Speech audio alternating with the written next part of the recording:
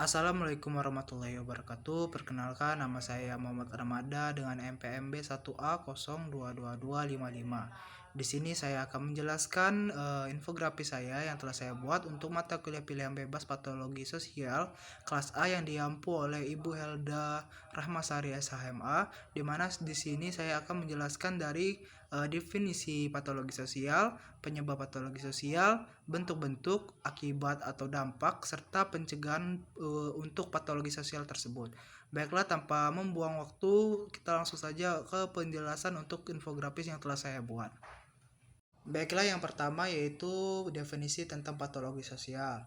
Patologi sosial adalah suatu konsep dalam ilmu sosiologi yang mempelajari gejala-gejala atau kondisi-kondisi dalam sosial masyarakat yang dianggap sakit, menyimpang, abnormal, atau tidak berfungsi sebagaimana mestinya. Nah, konsep ini mengibaratkan masyarakat sebagai organisme hidup. Ketika bagian atau fungsi dari masyarakat seperti institusi keluarga, hukum, atau sistem nilai mengalami kegagalan, maka timbullah penyakit yang disebut dengan patologi sosial.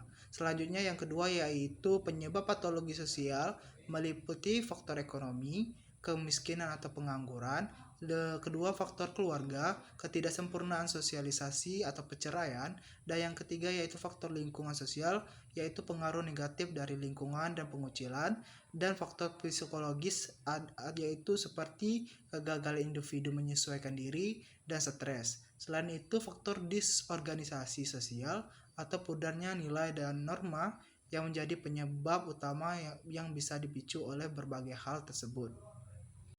Selanjutnya yaitu bentuk-bentuk dari patologi sosial, yaitu yang pertama kriminalitas, yang kedua penyalahgunaan narkoba, yang ketiga yaitu perilaku seks bebas dan atau prostitusi, keempat kenakalan remaja, kelima korupsi, keenam perjudian, ketujuh yaitu bullying atau cyberbullying, dan yang terakhir atau ke-8 yaitu intoleransi dan radikalisme. Nah, selanjutnya yaitu dampak dari patologi sosial tersebut, yaitu patologi sosial atau penyakit sosial ini adalah penyebab utama kerusakan pada tatanan masyarakat yang berujung pada 3 dampak besar. Yang pertama yaitu satu, stabilitas sosial terganggu, di mana meningkatnya kriminalitas atau seperti pencurian dan korupsi, dan menghancurkan dan kekerasan yang menghancurkan rasa aman dan saling percaya. Juga terjadinya disorganisasi sosial dan erosi moral, di mana norma dan nilai mulai diabaikan.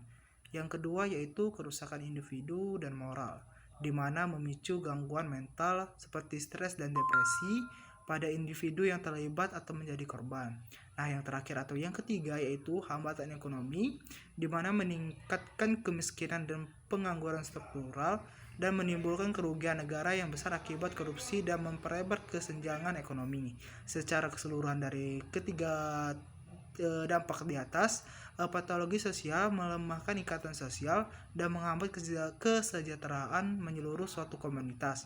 Nah, yang terakhir atau yang kelima yaitu pencegahan patologi sosial, di mana pencegahan patologi sosial ini bertujuan untuk memperkuat individu dan struktur masyarakat agar tidak rentan terhadap penyimpangan.